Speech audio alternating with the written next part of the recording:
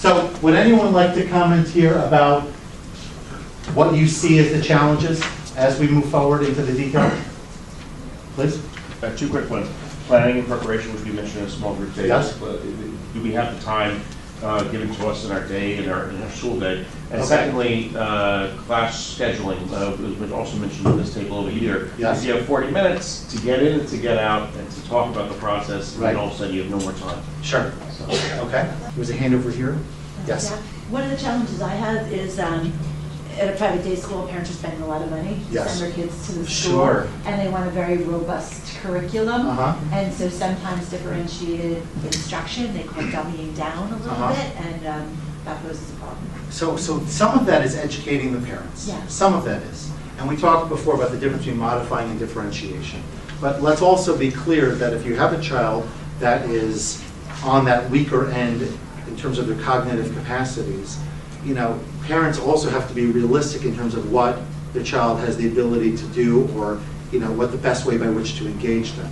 So I think sometimes it's the teacher saying, this is, you know, I've done an assessment, this is what I really think your child would benefit from. I've seen strength here, I've seen weakness here. I'm looking to shore up that weakness and build upon that strength. You sort of talk them through, you know, your action plan.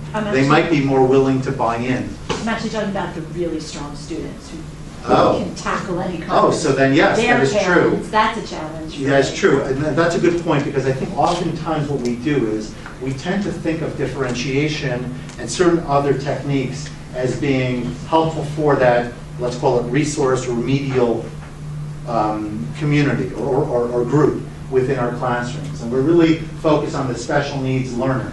But we often forget about that enrichment learner. Right. You know, that really strong learner who unfortunately becomes either bored or a glorified teacher's aide. Right? That child who, oh yeah, go help Johnny. Right? Johnny could use a little bit of assistance. And sometimes that's okay, because when we teach, we learn better, and it creates a certain sense of leadership. There are benefits in doing so, but we can't default into that all the time. We need, and we're going to talk about that more as we go about differentiating content, we need to be able to figure out what is the content that this child needs that he or she can really max out as well. So it's not to any one audience, it's really to everybody. So it's a lot of moving parts. I know there's so much more to discuss, but I'm going to jump in here. We talked about teacher workload. Right? That's a certain issue that we all have to be honest about. Preparing materials, keeping tabs on student progress. The first one, I try to alleviate a little bit by saying it's a work in progress. You add to your repertoire continually, and I would encourage you not to bite off more than we can chew, because we know what happens when we jump into something with both feet, and we realize after 5 minutes or 5 hours or even 5 days that I just can't sustain this anymore. So the word sustainability, which is very prevalent today in a variety of levels, I think works in this conversation too. Whatever you do, make sure it's sustainable. Because if you burn yourself out on both ends of that candle at the same time, you will find that you had a negative experience, and differentiation will be one of those bad words that we don't want to keep talking about, and you won't go further. So know yourself. Kind of guide yourself. You may choose to find somebody else who's going to push you a little bit, and maybe you'll work together. Working in groups is often a very powerful motivator to advancing your agenda, setting goals and then making sure somebody helps you keep to those goals.